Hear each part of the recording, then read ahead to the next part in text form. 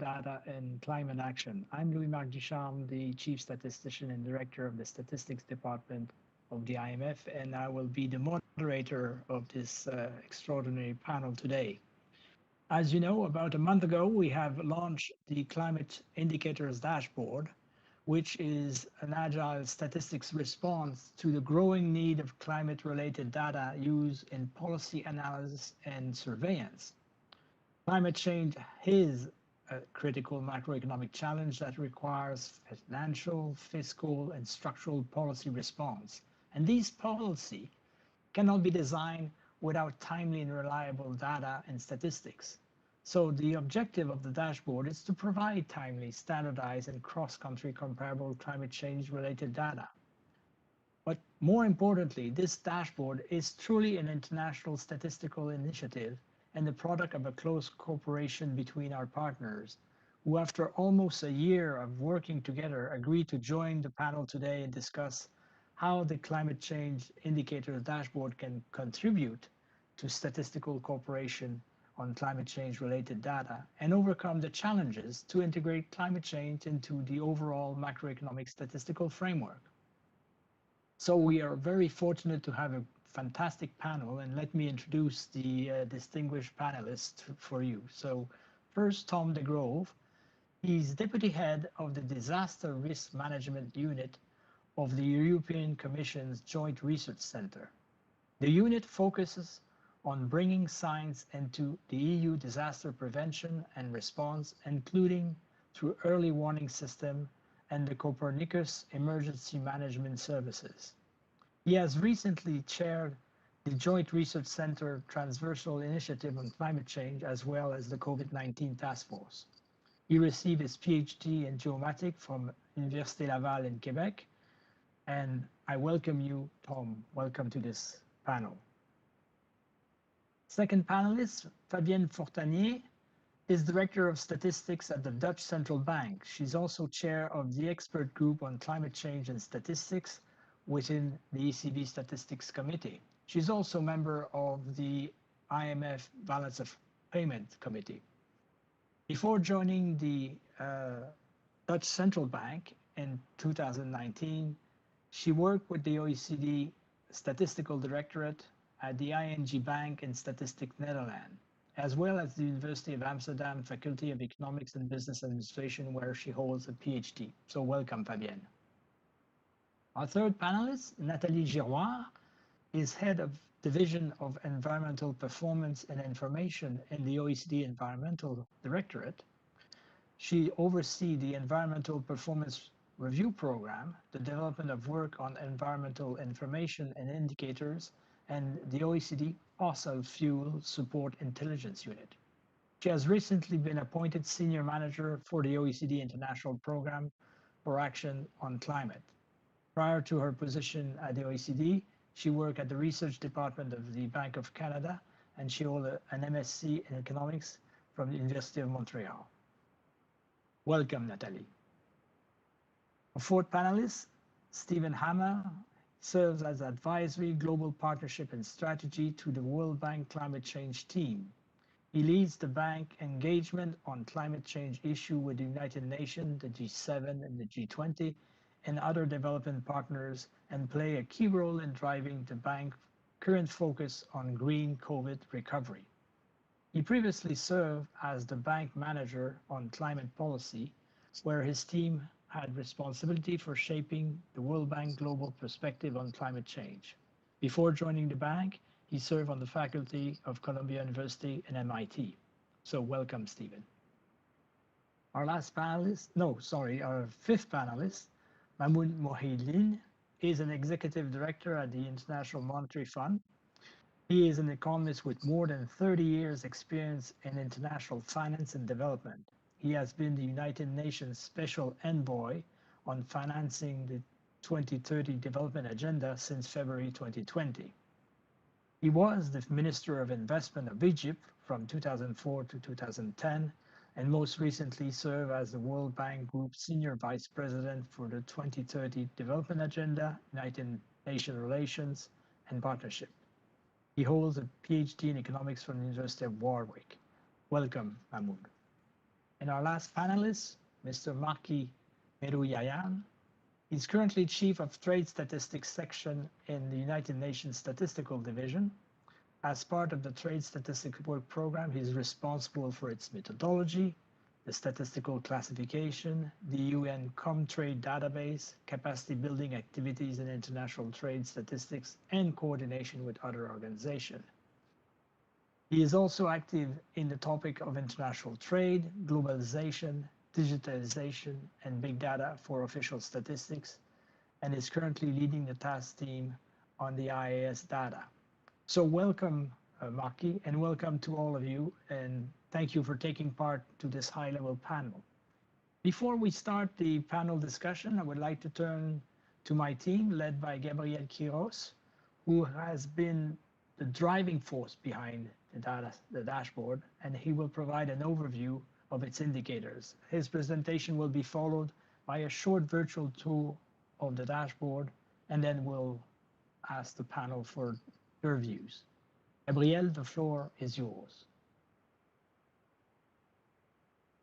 Thank you very much, Louis Marc, and good afternoon, good evening, good morning, depending on where you are. We are going to present basically in a nutshell what the dashboard is about, and to put particular emphasis on the international cooperation and the international effort. Next slide, please. Basically, the dashboard is the result of strong cooperation across international organizations, national institutions, and also other institutions, including universities, as I am going to explain briefly in the next couple of slides. Certainly, the OECD, the World Bank, the United Nations, the European Commission have done a lot of work before, and other organizations as well. One of the key elements in the development of the IMF climate change indicators dashboard is that we don't want to redo or to duplicate the work that has been done before, in particular the statistical work. That means that we try to discipline in this case, the IMF, before going to the countries asking for data. With this in mind, we have been investigating what are the available data sources in the world across international organizations first and foremost. And certainly we have found a great wealth of data information, data sources. The OECD is one of those international organizations in which they have probably the most extended databases referring to a number of dimensions related with climate change data linked to economic and financial activity, particularly economic activity, as you can see in this slide.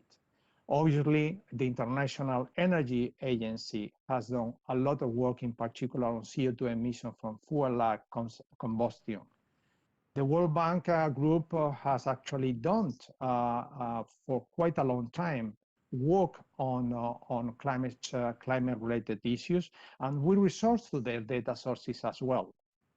The European Commission has done as well work, and as you can see here in this slide, each of these data sources is contributing to some indicators. Right now, we are starting this dashboard with 17 sub-indicators.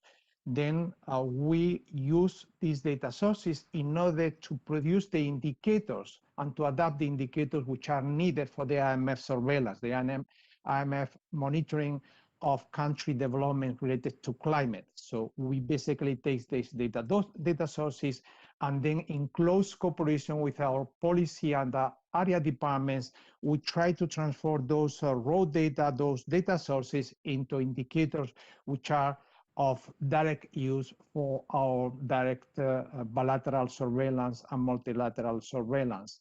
But it is not only these 5 institutions which are here on this slide. Next slide, please. we have resorted to others organizations as well, to the existing data sources, and among them we have the food and agricultural organizations, from which we have taken directly here without further transformation, no transformation at all on outside, annual mean global surface temperature.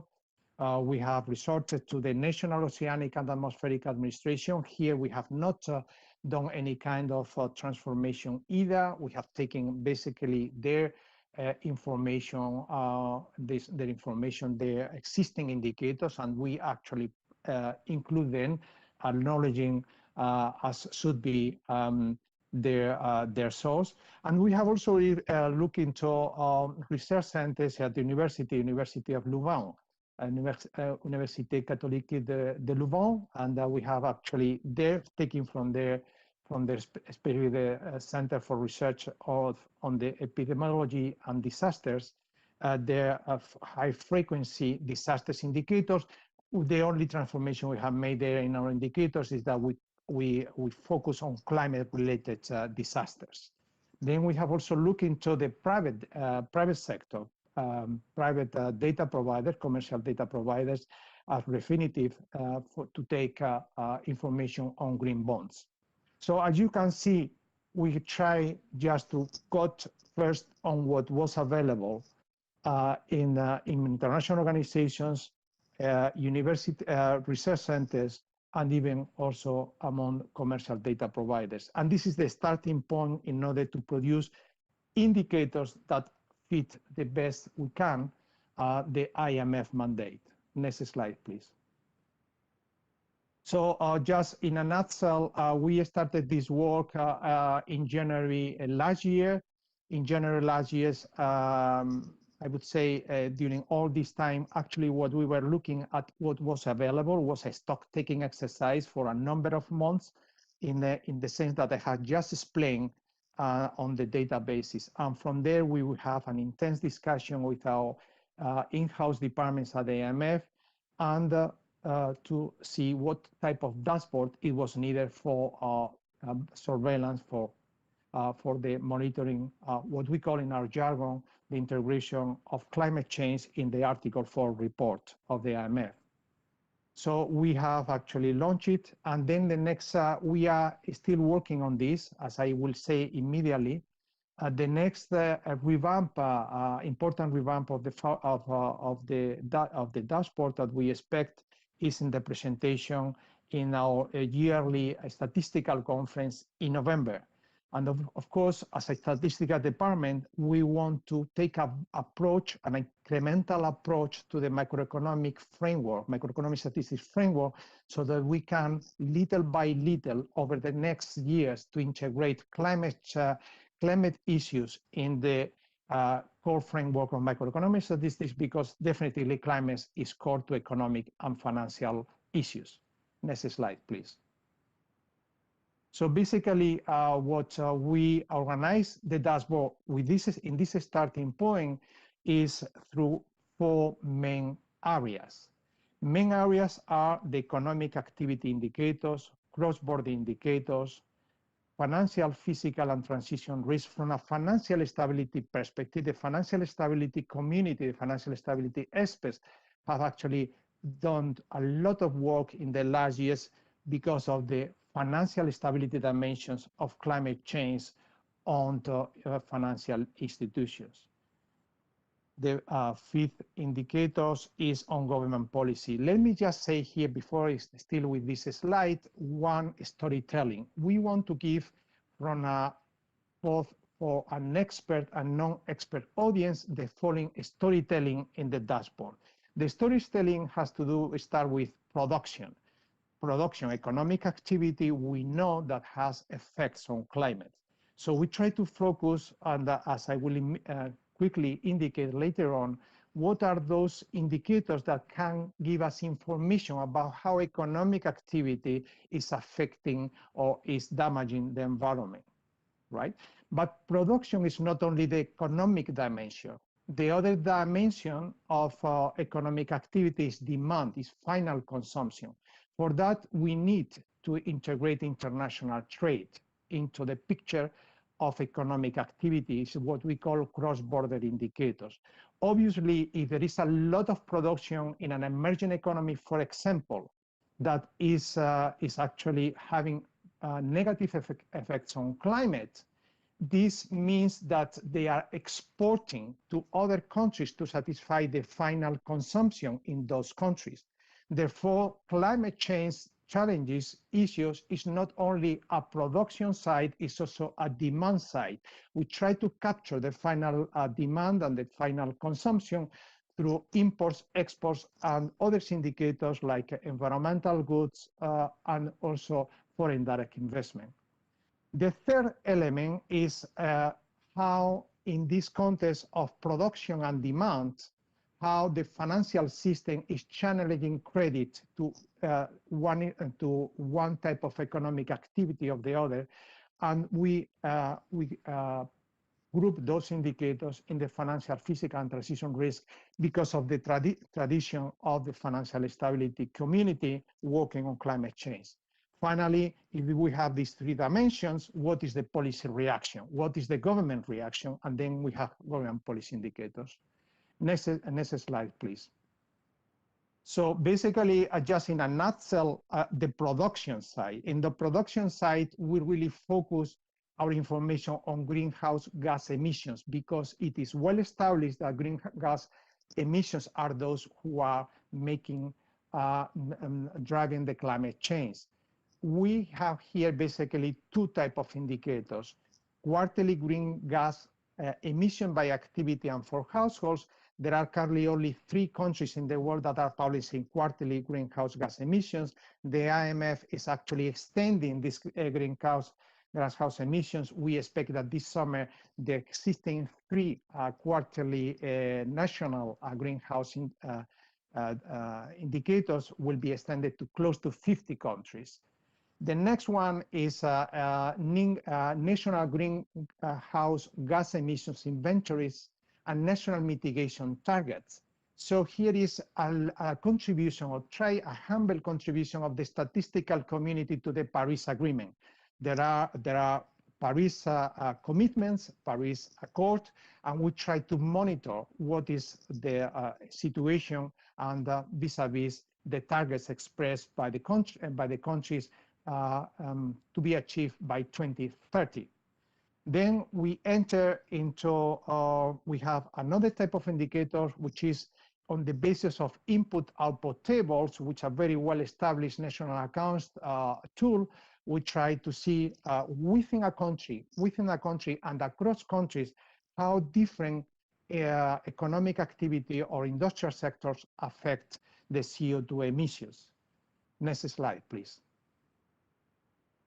Then on the cross-border indicators, we have basically 4 indicators we are developing in order to give this dimension of going beyond production and approaching the final demand, final consumption. And actually, what is the role of multinationals that I should also emphasize here? The role of multinational in the production final demand is really critical, as we all know. So with first we try, let's say the first kind of level is through exports and exports. What is the CO2 emissions embedded in exports and embedded in imports per country?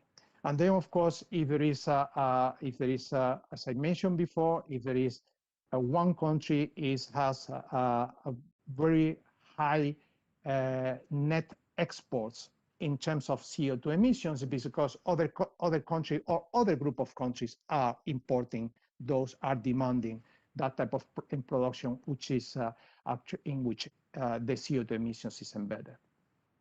So we also want to give the perspective, cannot be in a different way from an international organization looking at the global system like the IMF in terms of cross-border flows. And for this, as you know, one of the key indicators that we have is foreign direct investment. And this is a key channel for multinational to organize their production and their supply chain. And here we try to look into this through CO2 emission related to new investment financed by foreign direct investments, and CO2 emissions from operations of foreign multinationals. For example, for the latter one, you could look into our dashboard, but just one indication. We try to see how the foreign direct investment of one multinational in one particular country is contributing to the CO2 emission in that host country, in that host country, more than what would be expected for the participation in the total production, the total GDP of that country. I know that's a little bit difficult, but it's a little bit to give you an idea of what we try to capture through those indicators. Next slide, please. Here, in this, we need to have a financial system, the financial dimension included in the dashboard. We have actually have elaborated with information asking, in this case, the IMF directly to our countries, through our surveys to our countries. We have developed a so-called carbon footprint adjusted loans to total loans for deposit takers. Excuse me, the jargon. Basically, here what we try to say is how much of the total bank loans of deposit takers in one country is being channeled through different type of economic activities, more kind of green economic activities or less green economic activities. This is something that we have done on the basis of the surveys. Here is still, I must immediately say, is particularly experimental because we don't have yet the granularity that we need in order to assess and to have more the clarity, a greater breakdown in terms of economic activities. We have good information on bank loans. We don't have yet good information on the type of economic activities that those bank loans are financing. But this is a starting point.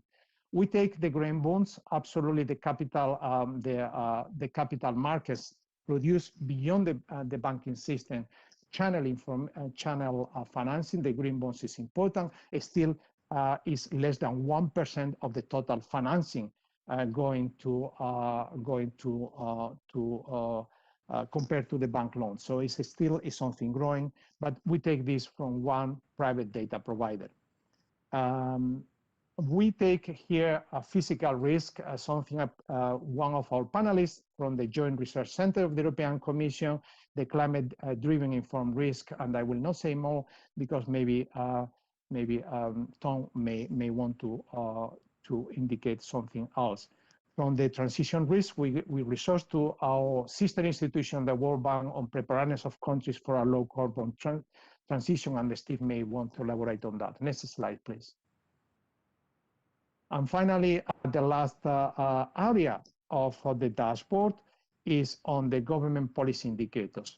Basically, they are taxes, subsidies, and government expenditures related to protecting and helping the environment. These are the three type of indicators that we have, or we are about to have, as I will say in 1 second, in the dashboard. Next slide, please. So future work. This is only the starting point. We have started, as I said, as Louis Marc said as well, we have started only at the beginning of last year. We have been learning and we have trying to do things and to contribute to this international cooperation. But on the basis of the excellent work of a number of international organizations, some of them well represented here, we are putting this, I think, the statistical stepping stone, at least from the IMF mandate perspective on climate change data that are needed. What is among the substantial work ahead in front of us? We need to enhance the methodology and to enhance and have more granularity on the economic activity classification, right? This is really critical. Our economic existing statistical classification do not allow us really to distinguish sufficiently across and discriminate across economic activities. One pending issue, which is going to be solved in the coming days, probably next week, maybe, is on including fuel subsidies. Here, fuel subsidies, we are taking it from the excellent work done by one of our departments, the Fiscal Affairs Department.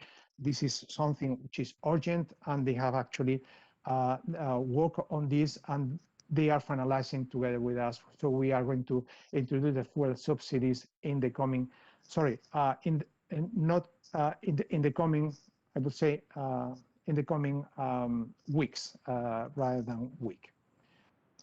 We are going to need, depending and given the feedback that we have received, we are going to do more on the breakdown of environmental goods by type. And finally, we need to fine-tune much better the so-called COFOC, the classification of government expenditure, to make it fitter to the question that we have received from our area departments and policy departments. I stop here and I pass it to Alberto for a quick overview. Thank you. Thank you, Gabriel. I hope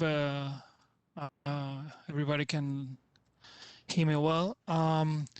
So if you type climatedata.imf.org on a browser, you will access the climate change indicators dashboard, which is a dashboard built using ArcGIS by Esri.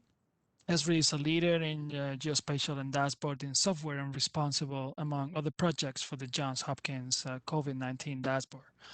The design and branding elements are the result of a close collaboration between the Creative Lab and the Statistics Department of the IMF, with support from the IT and Communications Department. In this live demo, I will walk you through the main components of the dashboard.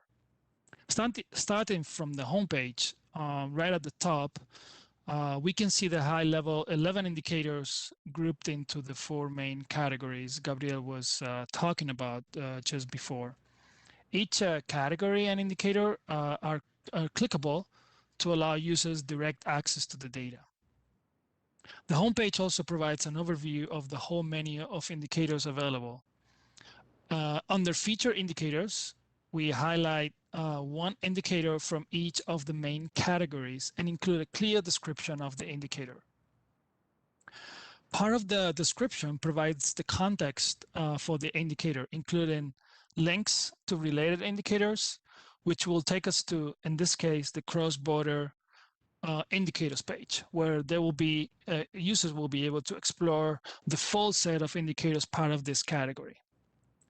So if I click on cross-border indicators, we can see we can access the indicators page for cross-border indicators.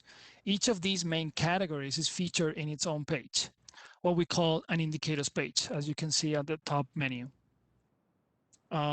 As mentioned, users can get to each of the indicator pages from the different links on the home page or from the top menu.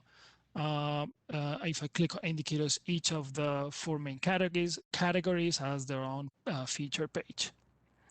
In this page, we offer a general description of the category, and if we scroll down, we present the different data series associated with each of the 11 indicators, sub-indicators, etc. The charts are interactive.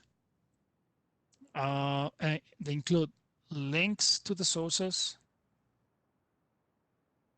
and direct access to download the data and to view the metadata and methodology. So if I click on view data, we access what we call metadata cards. Each indicator has an associated metadata card. These cards provide all the information needed to understand the indicator. As you can see, some indicators contain multiple data series from their related sub-indicators. In total, the dashboard features 17 sub-indicators and 40 different data series. This is the overview of the metadata card, which users can still see the access to the source data sets, the metadata, and a description of the methodology. Users can also take a look at the data, apply filters, and download the data, or use the API for more advanced users, as well as the API Explorer. Let me now move on to a different way of presenting the data and accessing the data for users, which is the country perspective. Users have the possibility of accessing the data from a country perspective. If I click on France, for instance, from the the indicators selected at the country level are organized following the same 4 categories. In this case, the content is dynamic, not only on the charts aspect, but also on the content display for each of the indicator. Each of the charts is accompanied by a description that its feature is customized for the country. For instance, the text now in this case for this indicator explains how France has shown a downward trend. So it's utilizing some type of smart text. Next section is the glossary. Is another component of the dashboard, and given the novel aspects of some of the indicators presented and the concepts and the different nature of the data sources, we offer a guide to the key concept presented in the form of a glossary. So these concepts are organized alphabetically and with multiple definitions by source. So if we are interested in knowing more about what green bonds really mean, we can just look at the definition we provide. And we also offer alternative definition that we find in the literature to allow users to understand better the concept utilized in the dashboard. On the access data section, users can find a reference to each of the indicators, links to the metadata, and data download directly in one single view in one table, as well as an at-a-glance country coverage and time coverage for each of the indicators without the need to navigate through all the dashboard. Finally, the About page contains a description and motivation for the dashboard, recognition of the collaborating institutions, as Gabriel mentioned, and some frequently asked questions. Let me quickly go back to the homepage and to mention that we offer users the possibility of providing feedback by clicking on the survey button and provide comments, feedback, and that will be very appreciated because that will help develop a future better version of the dashboard. I'm going to stop here and back to you, Louis Marc. Thank you very much. Many thanks, Alberto. Many thanks, Gabriel, for this very concise presentation of the dashboard. I know it was a dense presentation. There's a lot of information, but I think it illustrates a bit the work that has been done between the various international organizations on this important project, and it gives us a good background to for our panelists to start a discussion. So let me turn to the panel and ask them, we have heard Gabriel talking about the importance of integrating climate information with standard macroeconomic statistics. What are the kind of data that we need to integrate? And in your view, what are the main challenge to integrate climate change data with macroeconomic statistics framework? And if you have a bit of time, how should we do it if you have any insight of this? And as we say, we'll start with the lady, Nathalie from the OECD. Tell us a bit in the context of the work that you have been doing. What are your views? The floor is yours, Nathalie. Thank you, Louis Marc, and thank you for inviting me to this panel. Let me first congratulate the IMF for the presentation and for the beautiful dashboard. It's great to see such a nice presentation, and the work program that you have also behind that is really encouraging. I think that to answer your question, I would like to make 3 points. The first point is to really decide on which data to integrate is that you would need a conceptual framework to be elaborated before, so that you have a proper measurement framework for your climate change indicators. At the OECD, we have used a pressure state response model to structure the indicator. And what we have also tried to do is make sure that we were respecting the IPCC topics that are covered in their reports, and also use the international standards that are developed by UNSD and UNEC for indicators framework. So we've tried to make the best use of this to structure the elements of the indicators. And what we have done to choose the data is that we have developed those categories, so drivers of climate change, emissions, impact, mitigation policies, and adaptation. Then the second point I would like to make is that to accompany the conceptual framework, we have also decided on some criteria for selecting the indicators, because at the OECD and same for the IMF and other organizations, we do a policy work for countries. It's applied work. So the relevance of the indicators have to be really close to the needs of the analyst. So in addition to that, they have to be simple, they have to be easy to interpret, and they also have to be able to show trends over time and provide a good basis for international comparisons, because that's also part of our work. Benchmarking is also very informative. Then the second criteria was about the analytical soundness.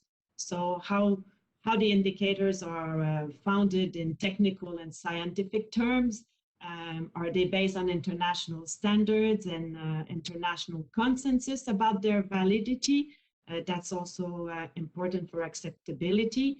And one other very important point is, do they lend themselves to being linked to economic models, forecasting, and information system?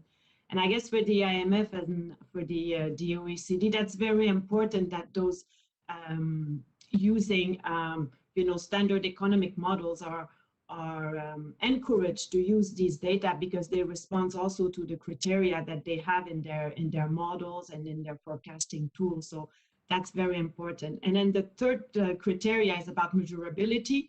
That was already mentioned by Gabrielle, and they have to be timely, readily available at a reasonable cost-benefit ratio.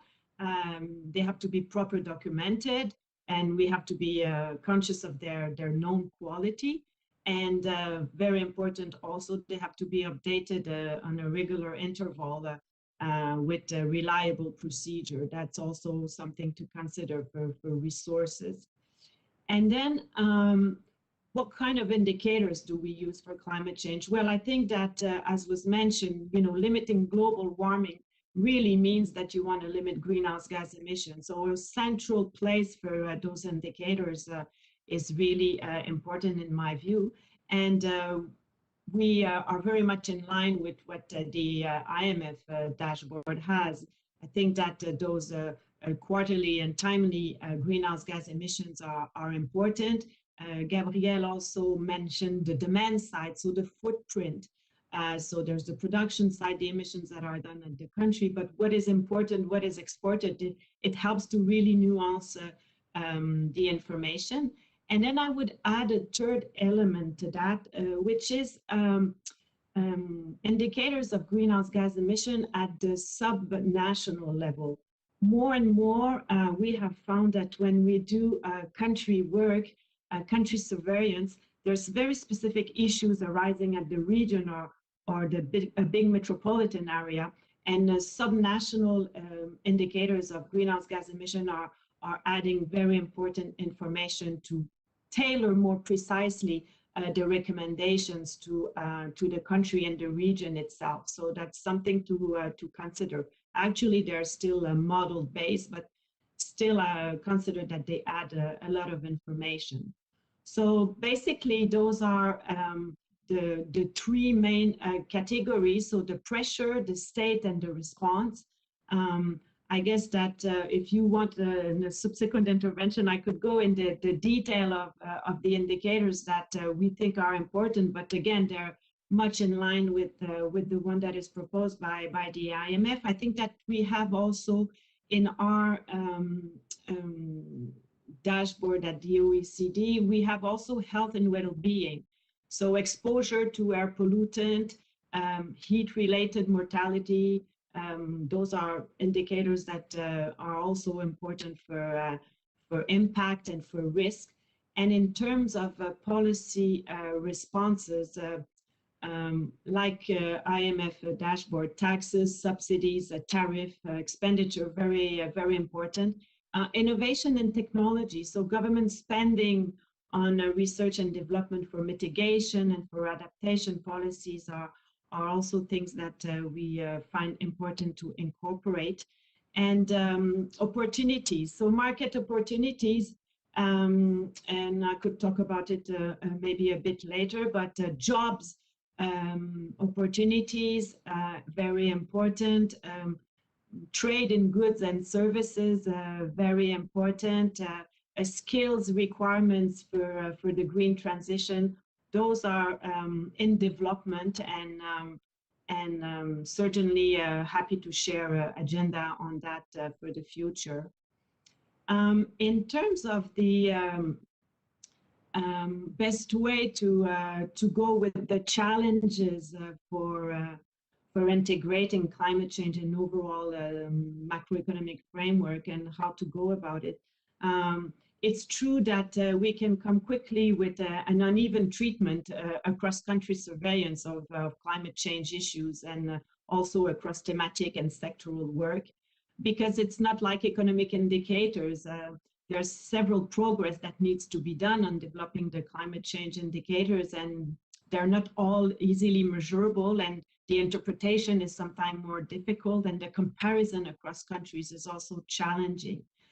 And as I said, and as Gabriel mentioned, we're still doing the methodological development of those indicators. So it's easy to understand that the treatment is not completely even across different exercise and surveillance work in our institution.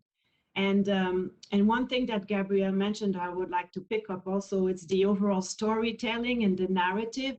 That's also something that is very helpful, at least at the OECD, to have a narrative that was anchored in a well-defined policy framework and accompanied by a defined set of metrics, was really proving to be helpful to get a clear vision on how to go about that.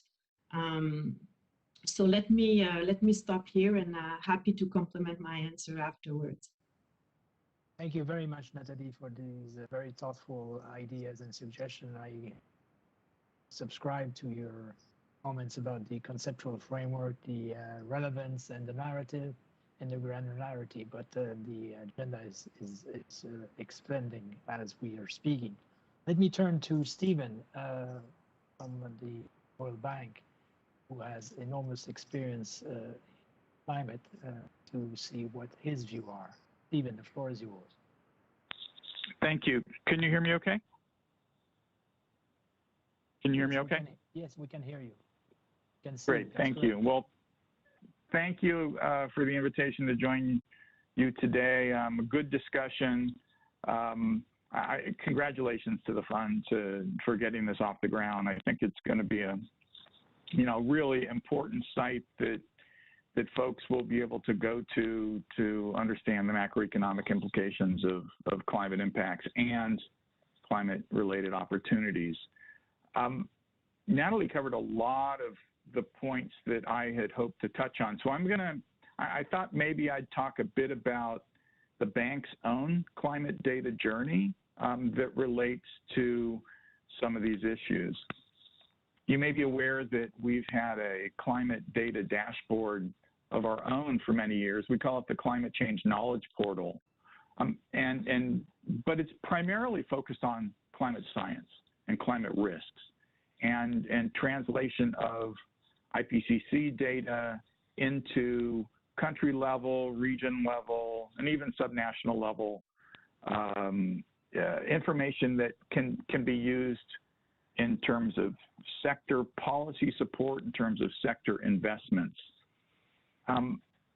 We've sliced it and diced it that way because we found that it met the needs of our teams as they were doing work on the ground. When we made a conscious decision to begin to do risk assessments of our individual projects, it was important that we make this type of information available. And so the the question, I think, for the fund is, how do you think, and I guess this relates to Natalie's notion of a conceptual framework, who are the users, what are the anticipated uses, and how much of this is really for informing internal analyses, the work that you're doing for countries, with countries, in terms of your macro assessments. For example, we recently provided some of our historical climate and disaster data to one of the IMF teams, which was seeking to quantify, link historic events to historic economic impacts and see if that can allow them to make projections going on into the future. So here you can see, again, raw data being linked, manipulated in certain ways so it can answer a question, a bespoke question that your teams are finding useful. Some of the information that you're providing clearly has value to an external audience. And I think the fact that you're adding the, let's just call it the IMF secret sauce value, the specialized analytic techniques to take raw data, translate it in ways that are new and unique, that can benefit an entire research community, that can benefit policymakers at the global level, at the national level, at the subnational level. But that may end up taking you in one direction that is different than what you might want to be doing if your primary intent is to feed into Article 4 reviews or climate change policy assessments, where you need data, raw data manipulated in ways that are consistent and appropriate for the modeling work, the advisory work that you're doing for your clients. So my guess is that over time, you're going to get a lot of feedback, a lot of reactions from users who are telling you, I wish we had more of this. We probably need less of this. We simply don't use that as much.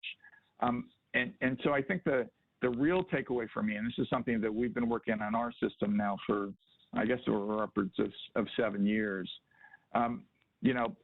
patience to really understand as the IMF continues to further mainstream climate into all facets of its operations, which seems, like a strong force, in the institution right now.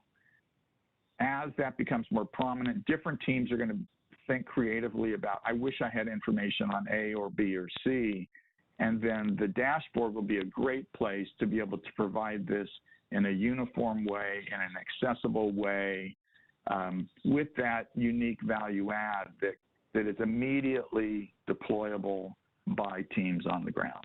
So let me stop there. Thank you, Stephen, for this very thoughtful response. And as you pointed out very clearly, we are entering in this area for the first time, and obviously we don't want to duplicate anything that is done elsewhere. And I contribution of the bank for us has extreme value. And you're right, at one point there's going to be some trade-off, a bit more of this, a bit less of that. And that's where you and the others will come very handy to provide us with good guidance, because we want this to be a global product. Let me turn to Maki now from the Nation Statistics Division. Maybe he wants to give us his view on the international trade aspect of climate change. Maki, the floor is yours. Yep. Yeah, thank you, Louis Marc. I also join with others to congratulate IMF for the achievement. I remember that this has done just a year, right? So with a lot of indicators inside, a lot of data compiled, a lot of data is being improved and so on. So it's a huge undertaking, and it's amazing that you have been able to done it very quickly. And from the UN point of view, you may know that the SIA ecosystem accounting which constitutes an integrated and comprehensive statistical framework for organizing the data about habitats and landscapes, measuring ecosystems, tracking changes in ecosystem, and so on. It has been adopted by UN statistical commissions in basically in March 2021, right? So this is also a big step for us, right, to have like a global framework and on certain aspect of the climate change. And from the statistical point of view, something that is important for us to understand is the definitions, right? I'm afraid that maybe have a different understanding about the climate, right, from the producer perspective and the user perspective. So this is something that we have to look into this. And then another pillar of statistical framework is classifications, right? So Gabriel has mentioned the harmonized system that is used for to classify environmental goods. You also mentioned the CPC product classifications that also includes goods and services and so on. So having a good design of the classifications, it will enable better analysis. If I take an example of trade in environmental goods, so the team had the difficulties, right, to define exactly whether or not a specific subheading HS code is green goods or not, right? In many regards, harmonized system was maintained and is maintained and developed by World Customs organizations, and then not necessarily have a climate component in mind, right? So by influencing the amendments of HS to be more into environmental centric, this will help us in analysis. So this is also something that we can do because HS committee by the World Customs Organization is starting the revisions for HS 2027, right? So this is also a chance for us, right, to influence the process. And of course, UNSD also, we welcome very much participations and collaboration in IMF in this regard. Another important pillar for statistics is the valuations. So it is not easy to evaluate the climate impact, right, in terms of monetary or even non-monetary. But this is also something that we need to figure it out. And another one is also data sources, right? So this is also something that we need to look into this. Of course, Natalie mentions, right, this is at the end is cost benefit, right? So we should explore sources that is available, so they will have a biggest impact. I can give you another example. So as part of my work so I'm leading the task team on AIS, which is ships tracking data. Right, so this information is basically compiled globally by satellite and terrestrial stations from the signals transmitted by basically ships, right, around the world, whether this is maritime or inland waterway. This is also in line with the initiative of IMO, International Maritime Organizations, on the reduction of green gas houses done by shippings. So they have a plan to reduce around 40% of the GHG by 2030, and one of them is using this ship tracking movement, because using these new data sources that are available to us, by taking into account, for example, the speed, right, the type of engine, right, and then the other climate environment at that time, we more or less we can have a good proxy on maritime emissions, right? And of course, we can also attribute these emissions, for example, to the operator of the ships, right, to identify to establish residency, basically, or we can also look at the specific geospatial locations. And so if I may conclude, right, so we still need need a lot of work, right, in trying to define all of this, right? The definitions itself, the valuations, the classifications, exploring the data sources that we can do. And of course, I also welcome very much, the integration of international trade, because this is when we talk about climate, this is not local, right? This is global, and it's not contained by any border. It can move across border, and I think the cross-border dimension is very much appreciated from my side. Thank you. Thank you, Maki, for those excellent comments, and linking with the comments of Natalie. I agree with you that there's a lot of work that has to be done on classification and conceptual framework, and also bringing the idea that we have to explore new data sources like big data, the one that you have been mentioning for international trade, I think is very important. Let me now turn on to Fabienne, and maybe Fabienne, you can give us a view of a central banker. The floor is yours, Fabienne.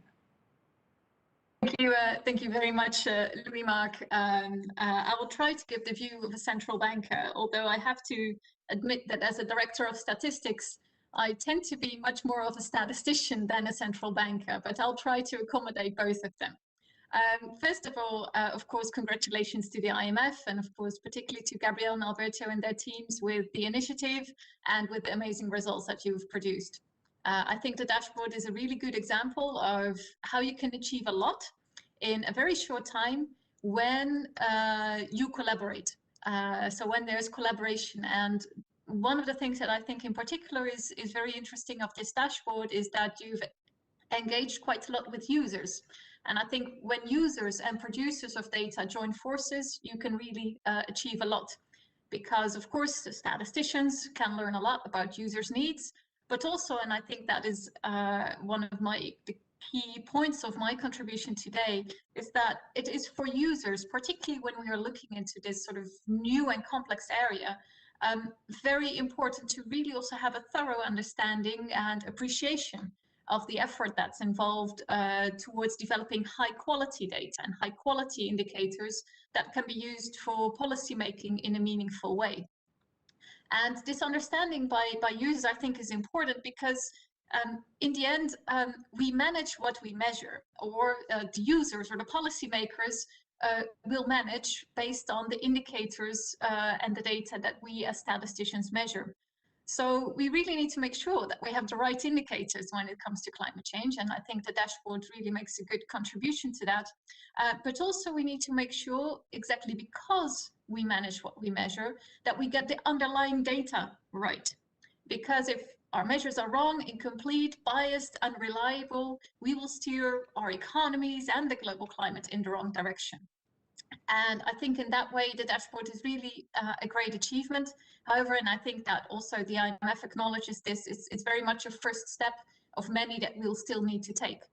And one of the things that I consider, and this is the part where you asked us about, like, what are the challenges or what are the steps that we still need to take moving forward, is that the dashboard at the moment brings together existing information.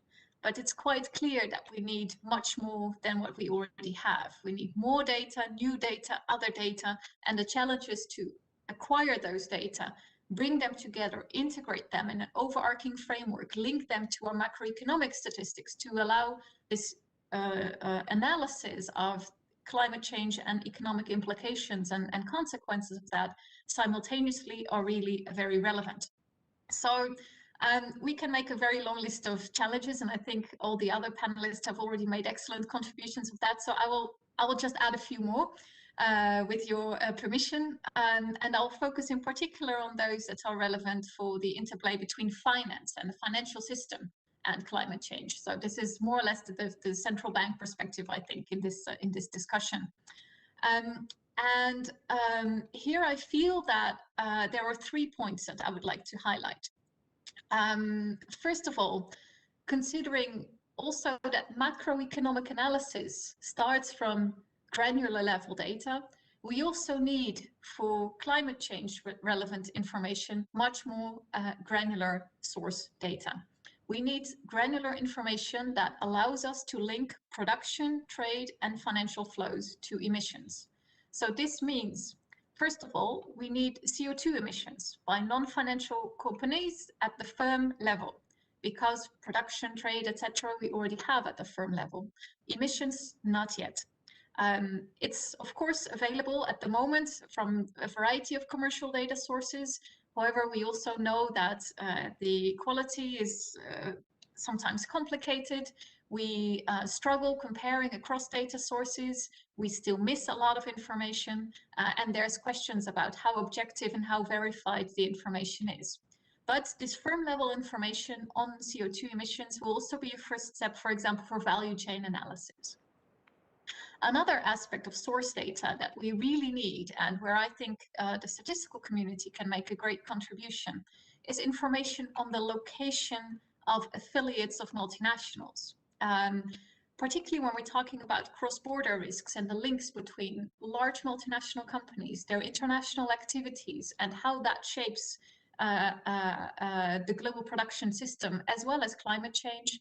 We need to know where these multinationals are located to assess the physical risks to which they are exposed, including at the regional level, as mentioned by others, but also to be able to aggregate that upwards, for example, to link it to foreign direct investment statistics, as some of the indicators in the dashboard have tried to do. Finally, we need, of course, financial portfolio information at the granular level.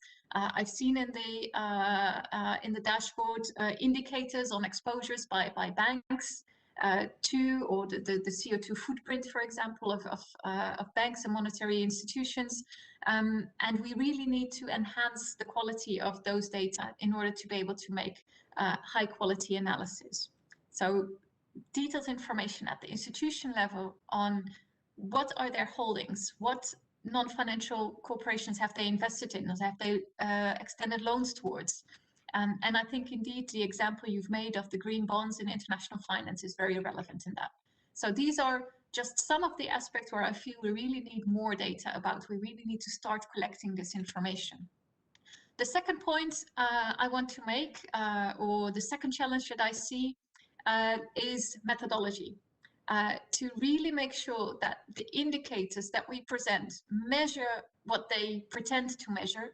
And I think Natalie mentioned some really core words in terms of validity, acceptability, using international standards, making sure they're accurate, making, of course, sure that they're timely and repeatable and international comparable, etc., etc.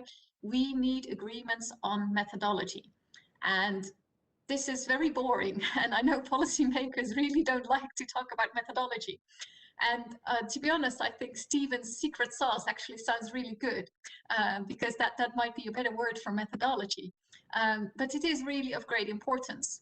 And maybe just to give you one small illustration, at the Dutch Central Bank, we have done some research to show, for example, that when we look at the CO2 footprint of a financial institution, when you compare current work, not a single study takes into account things like exchange rate or inflation. However, if you want to make a comparison over time to see whether the CO2 footprint of a financial institution has been reduced, taking into account something very basic like an exchange rate correction or inflation is really relevant. We found out, for example, that for Dutch pension funds, which are really large institutional investors, the decline of their CO2 footprint was a third less than we initially thought when we didn't make that correction. So methodology here is really important in terms of the policy messages that you derive, because apparently our pension funds were doing not as well as we or they themselves anticipated or had hoped. So I think it's important that this aspect of methodology and standards on the types of indicators that we develop is not a side issue or something that we put in the annexes of our documents, but it's really also an area where the statistical expertise that we have as a community of statisticians can help support policymakers, because at the moment, many of them are just making up their own data sets in the absence, of course, of international standard data. Indeed, this is a way where we can really contribute to making this work progress. And of course, once we have the data at the granular level, integrating it with the macroeconomic framework in my own judgment, slightly more straightforward compared to the challenges that we will have in collecting the information. So I think both of these challenges are not new. We are widely known and widely recognized. And I think we're also quite lucky that we have a range of initiatives that are already ongoing to address those. I think the work that's ongoing in the accounting community to develop standards for reporting by non-financial firms on their on reporting on non-financial performance, including on CO2 emissions by firms, I think is very valuable, and we should follow that and support that as much as possible. And I think as statisticians, we can also exploit existing data sources. And I think also in terms of the methodology work, I think indeed within the BobCom community, we have a range of work ongoing really to try to develop guidance towards the first disaggregations of our balance of payments framework, which is of course a key tool in global and financial surveillance, to integrate some of the aspects of climate change. And I think the work on SIA, so the environmental accounts framework, has already been mentioned by my colleagues, so I will not highlight those. But I think we have a range of initiatives that we can really look forward to supporting and enhancing to make sure that we have the right progress in this area. Thank you. Thank you, Fabienne. There seems to be some convergence between you on the granularity, the need for more granularity, more standardized methodology. You mentioned that we should try to measure the well so that we can answer the physical risk issue. And I think that's a very nice segue to our next panelist, Tom, who's an expert on risk management. So Tom, tell us about what we should be measuring on risk management. Thank you, and congratulations with the launch of the dashboard. Very, very nice project, very nice outcome. So I'm the only scientist on the panel, I think, or from a representing a scientific organization. The JRC provides science for policy for the European Commission, and we do a lot of this. No? So we have many projects, many ways to put data together for certain things. And the JRC data catalog has a lot of other sources besides the one that we have contributed with. But I'd like to talk indeed about disasters. That's the way that we did contribute, the physical risk. I believe it's important to say that this is important, that the disaster risk, even currently, has a large protection gap. Very soon, the 7th of June, there will be a study released together with the World Bank on the protection gap in Europe, and this the results will be quite interesting. I will not anticipate them, but more so in taking into account climate change in the context of adaptation. This is very, very important and very relevant. We had the study on the future risks called PESETA, the PESETA 4 study, which you may look up, which was at the basis, was the evidence for the climate change adaptation strategy of the EU that was adopted earlier this year. So the numbers are big, and it's important to consider this, and I'm very glad that this is done in a scientific way. And perhaps what I bring here also from Inform, so we contributed with the project of Inform, and the colleagues that worked with you, Carmen Poliansek, Luca Vernaccini, they have worked a lot for a long time with this in a different context. And you mentioned this is work that was going on before, but also very relevant in a similar multi-stakeholder group. It was the understanding of what risk is created as a narrative, as a group, to come to a common understanding. And only then you can build a methodology and then look for scientifically sound indicators to build up that narrative. And I think this was shown very nicely also in this dashboard. The narrative is there, the story is there, and this is very important.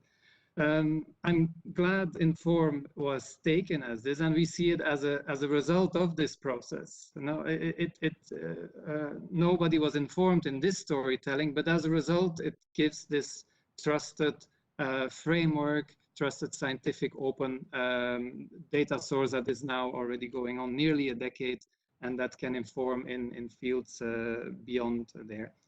In terms of challenges, specifically in the field of physical risk, I would still mention one, and it's about data collection, loss data. Disaster loss data is the basis for understanding risk, and then you have the models, of course, the probabilistic modeling and what have you.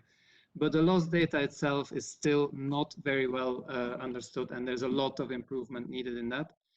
We are working hard on that in the Commission in Europe to establish such a risk data hub to collect this loss data from the ground, because we believe, and this is also in the context of the Sendai framework for disaster risk reduction, a critical information source for understanding risk and then be able to manage it afterwards. So I'll leave my remarks for the moment at this. Perhaps you can come back later on other topics. Over. Thank you so much, Tom, for bringing this aspect of disaster risk and also, like the other panelists, the importance of data collection and working on that aspect, which is essential to get our model right. Now I will turn to Mahmoud, who probably can give us his view from the perspective of a country. He could also give it from the perspective of the World Bank, because he has been in international organization for a long time. Mahmoud, the floor is yours.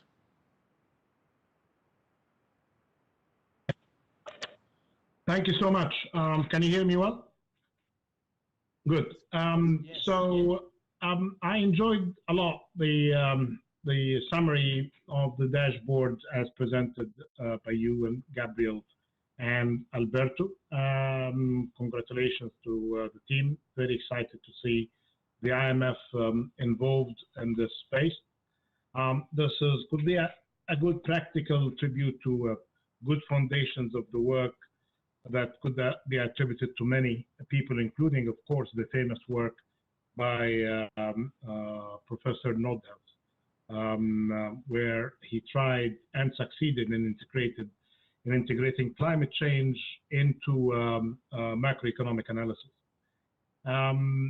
So taking it from the perspective of the IMF, sitting on the board, I'm happy that the fund is trying to find a good comparative advantage in its role and to integrate the work on surveillance. I'll come back to this issue. And before getting into taking matters from the country perspective, I'd like just to share the view made earlier by Fabian about policymakers not normally happy to talk about methodologies. You are right, until they are not happy with the outcomes of the model, so they will be very much interested in knowing the methodology to criticize the model. So as far as we have robust, defendable methodology, that could save us a great deal of criticism going forward. But to the important point raised earlier by Stephen Hammer on who are the users. Let me assume that one of the potential users, as we may assume for a dashboard, is a policymaker, a minister in a government with some sort of capacity, not necessarily with OECD capacity, but to say it's middle income emerging markets capacity. I would say without really good coordination between the international bodies producing different dashboards, she will be very much overwhelmed. And one would see, and I'm a fan of dashboards, I like the work that many have been developing during the years, including lots of good work by my former employer, the World Bank, on developing dashboards. When you see the dashboard, taking the analogy from cars, you'd see really this is reflecting a kind of an ecosystem that is integrated nicely together, that is functioning nicely together, and it's reporting to different elements. And if one is missing of the element, this means that whatever we are in is not really sustainable. But if you are going to be seeing multiplicity of the dashboards all being presented by international organizations and by some of the consultancy firms as well in this free world to the developing economy ministers, unless they have the capacity to go through these kind of dashboards and try to identify in what way they can be used. Here, this is a room for definitely one of the areas of strength at the bank, at the fund, and definitely at the OECD for its membership and others for the capacity building and trying to get all of these kind of dashboards presented in a way to benefit, inform the decision-making process. This is one area of work. What I'm seeing here of different kinds of work happening at the same time with my previous exposure to the bank, now with my involvement with the fund and the UN, I can see the following, that there is a great deal of interest in, say, integrated national financial frameworks. And this has something to do with the Sustainable Development Goals. And it's a financial system corresponding to sustainability, but with a broader definition, more broader definition than climate change. And this requires heavy investment in data systems. Then the other work that started for quite some time now, I know that many of you are involved, including the bank and the OECD and others, and of course, the UN system through the UN system of environmental and economic accounts. It's on the natural capital accounting. And this is very important and getting more importance now, given that I've seen some of the background documents prepared for the COP26, including the Dasgupta report. And here, the kind of investments in dealing with nature as an asset and with the natural capital accounting, and with the kind of good work that we have seen from a variety of countries, either an OECD member like New Zealand or China through the gross ecosystem product of China and the New Zealand's living standards framework. So we're seeing growing body of information coming from the natural capital accounting work that can serve not just climate change, but biodiversity and aspects related to the environment. So this could be a source of complementarity between the kind of work that is happening there and this dashboard. This issue of granularity of data and more detailed firm level data that was referred to by few of you, well, I might be wrong, but I stand to be corrected by the fund as an institution looking at matters from the macro perspective. Of course, this macro perspective could be coming through aggregated information, but again, the comparative advantage of collecting the data at the firm level, be them financial firms or non-financial firms, may lie with other institutions. So this is another room for collaboration. I'm saying that, and just another example, I came across the good work by the bank by the World Bank on RISE, the Resilient, Inclusive, Sustainable, and Efficient dashboard. It's another dashboard being presented to policymakers. I would really see here, if I go to the policymaker, tell them, well, we are relying on different sources. Each one of us had their areas of emphasis, either development or macro, or overall approaches to matters like the OECD. And then we can really provide some guidance on how to use these kinds of dashboards without overwhelming them. I think this is important, and it's great that we're doing all of that. I bet as well that, and Steve can correct me, that the work on the RISE dashboard is still work under development and construction.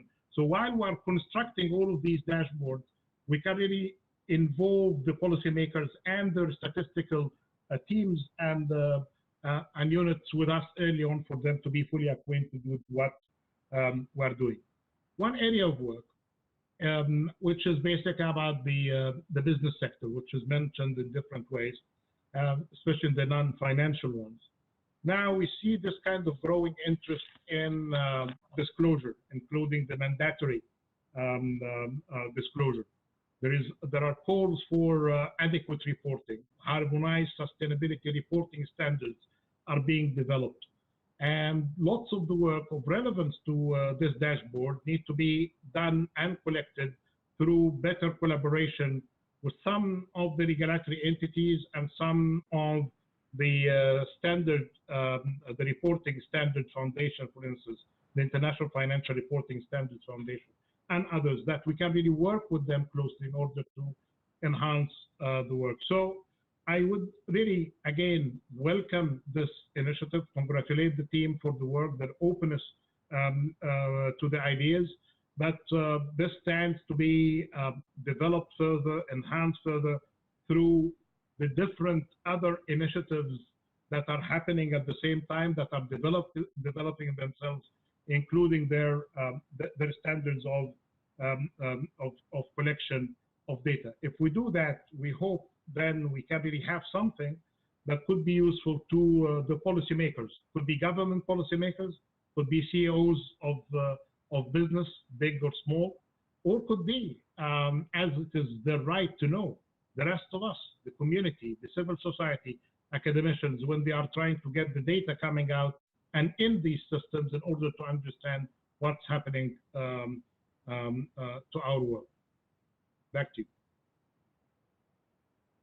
Thank you, Mahmoud. Thank you for reminding us that our user, our policymaker, and this work is important for decision process. So I think that's an important part of the task that is before us. We have another question, but I realize that we're running out of time. Instead of asking you that question, I will tell you that as an economist, I can assume that today it's your birthday. And given that it's your birthday, you're allowed to have one wish for the future work of the dashboard. And you have to do this in 20 seconds. So I will start with Fabienne. What is your one wish? Happy birthday. Thank you, Louis Marc. I'm not sure I'm happy with my present. But in 20 seconds, I think the key point that I would like to make is that indeed, international collaboration and the work of international organizations is wonderful. However, this can only move as fast as the national countries can, because the source data, including that what is in the IMF dashboard, is ultimately produced by the national statistical institutes or national central banks. And that means that support of the IMF to also the national producers of data in terms of the need for investments to develop the statistics that are necessary will be very valuable. Stop. Thank you, Fabienne. I forgot to say that it's your birthday, but nobody's aging, so don't worry. Tom, what is your one wish? 20 seconds. Standards.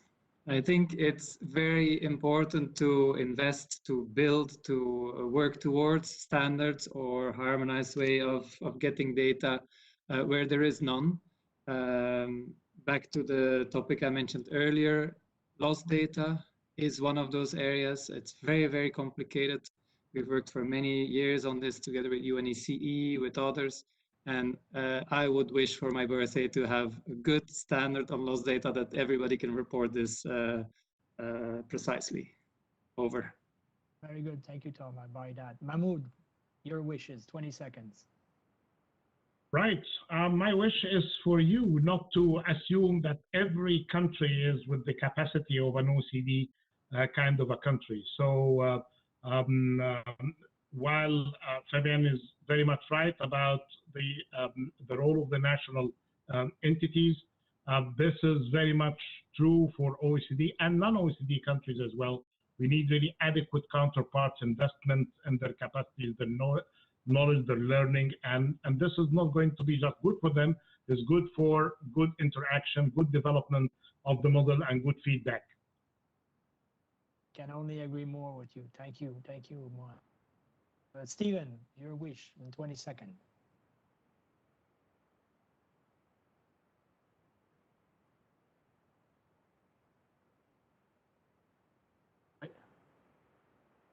Stephen, are you there?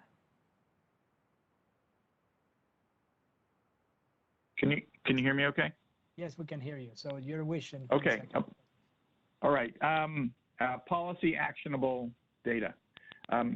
Sometimes the raw information, again, for the unsophisticated users who may live within many government ministries, they need the IMF to have done that secret sauce value add translation for them. So I think carefully if there's some core data that you want to be good at and become known for, that people can take and say, because the number is 12, I know what to do, compared to if the number is 112. Thank you, Stephen. I like your analogy to the sauce, so that's very good. Natalie, 20 seconds, what is your wish?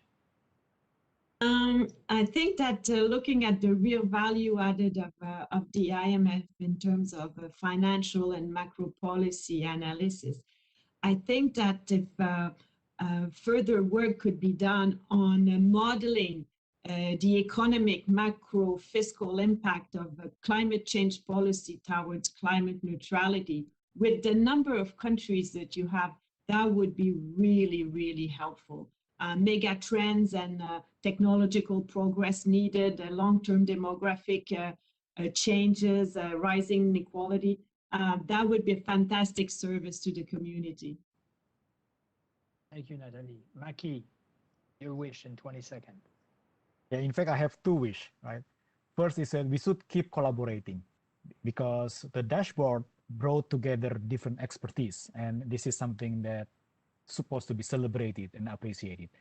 And my second wish is that let's work together on further classifying environmental goods in the proper HS classifications. And in addition, let's work together also to explore these big data sources, right? To derive a lot of emissions using AIS, for example. Thank you, Louis Marc. Thank you, Maki. By exception, I'll accept your two wishes, but you're going to be aging. You're the only one. Thank you all for this fantastic discussion. Now I'm going to ask Gabriel something a bit complicated. He has to summarize what we have been discussing and raise some key points, and he has only 3 minutes. So let's see what he can do with those 3 minutes. Gabriel, the floor is yours. Thank you, Louis Marc. If you have asked me, I wish I would say 4 minutes, but that's okay. 3 minutes. So basically, first of all, thank you very much. The takeaways are too many to give to summarize them properly. My main headlines are the following. We need more a stronger methodology. In that way, we will be better for producing data and advising for policy. Methodology is the module for data and ultimately for model-based estimates and therefore for policy advice. So methodology is critical. We have an opportunity through the International Statistical Standards review, which is ongoing, the balance of payments manual and the international investment position to deepen our methodology in cross-border. We have an opportunity through the review of the system of national accounts to integrate the production side and the demand side further and the consumption side further when it comes to climate in our manual on the SNA. And further the road, we will have to review the methodology on government expenditure. We'll have to review the methodology on subsidies, which is not yet there, it's more on taxes. We'll have to review more the methodology of bringing climate financial issues to the monetary and financial statistics and the financial soundness indicators, which will come after the review of the SNA and the BP manuals. Methodology will be critical, and this is the most important contribution I believe we can do. Certainly, I would like to say that international cooperation is critical. There will be many uses. The dashboard of the IMF will not, and there has been some question in the chat, address all the uses. If this will be impossible, will be mission impossible. We'll try to keep a relatively narrow focus on economic and financial related issues. However, at the same time, we will be cooperating with these institutions and others represented in this panel in order to make sure that the user can access the information that you have in your respective dashboard, in your respective databases. Here, cooperation will be critical. So this is in order not to overwhelm the relatively humble IMF dashboard for answering all the responses. We have to do that through cooperation. We will address the multiplicity and the variety of users' needs through international cooperation, and this is critical. We'll have to find the ways in which we can really link the IMF, the dashboard, with your own databases on your own dashboard.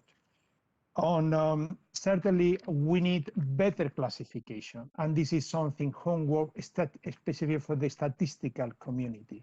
But there is also a challenge for the political economy on climate worldwide, which is a taxonomy. We can speak about classification of economic activities from a statistical perspective, but there is a need for the countries to agree on an international common agreed taxonomy. When we go, the more we go into granular data that has been actually put forward, the more we have not just need a classification, but a common taxonomy. And it's not that we don't have a taxonomy. We have probably too many taxonomies, which are not fully comparable. We need to have an agreed taxonomy. The more we go into granularity, which was one of the main takeaways here. But for that, we need not only the statistician, also the political support.